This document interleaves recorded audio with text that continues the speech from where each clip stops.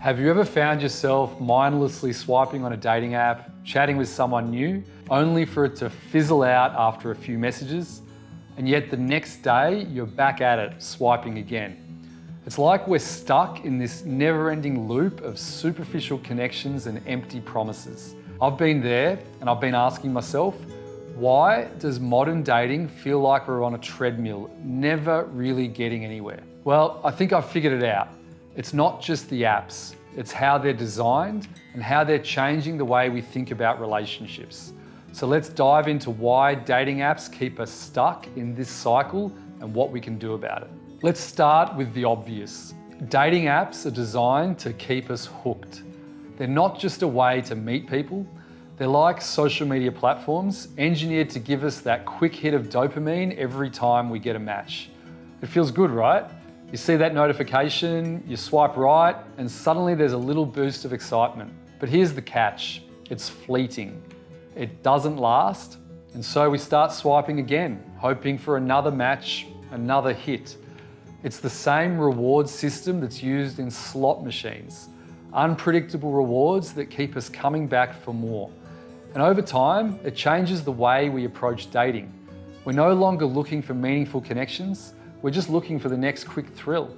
Dating apps give us the illusion of endless options. We think, why settle down with just one person when there's thousands more that are just a swipe away? It's this paradox of choice. Having too many options makes us less satisfied with the choices we make. Think about it. When you finally go on a date with someone that you've matched with, part of you is still wondering, could there be someone better just a few swipes away? This mindset keeps us from fully investing in the person in front of us. We're always half committed, holding out for something or someone better. It's like we've turned dating into shopping, always browsing, but never buying. Then there's the issue of superficiality. On dating apps, everything starts with a profile picture and a short bio. We're making split-second decisions based on appearances, reducing people to a handful of photos and a clever tagline. It's a quick hit of excitement, but it's also a recipe for shallow connections. When all we have to go on is a photo and a few words, it's very easy to project our own fantasies onto the person we've matched with. We create this idealized version of them in our minds. But when we actually meet them, the reality often doesn't match up. We're left feeling disappointed, like we've been promised something that was never really there. And instead of giving the connection a chance to deepen, we move on to the next match, hoping it'll be different. Here's where it gets even more insidious.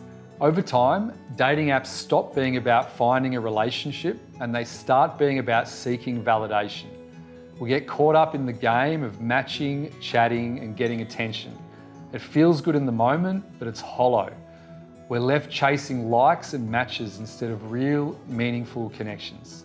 It's like we're feeding our ego instead of our heart. We become addicted to the external validation these apps provide, but deep down we're left feeling emptier than before. It's the difference between eating junk food for a quick fix and sitting down for a nutritious meal. One is fast and easy, the other takes time and effort but leaves you truly satisfied. So how do we break out of this cycle? It starts with recognizing what's really happening. We have to see the pattern for what it is, a distraction, a way to avoid the discomfort of real intimacy and vulnerability.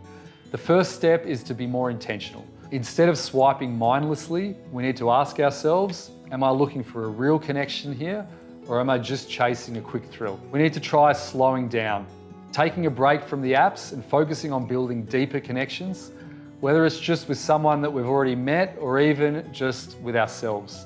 It's about shifting our mindset from quantity to quality, from chasing superficial excitement to cultivating something real. So why does modern dating feel like a never-ending swipe down the rabbit hole of superficial connections and empty promises? It's because the very platforms we're using are designed to keep us stuck. They feed us quick hits of dopamine, they give us the illusion of endless choice, and they encourage us to chase validation instead of real and genuine human connection. But it doesn't have to be this way. We can choose to break the cycle, to slow down, to be more intentional. It's not easy, it's uncomfortable, it's slower, and it requires us to be vulnerable. But if we want to find something meaningful, it's a choice that we have to take.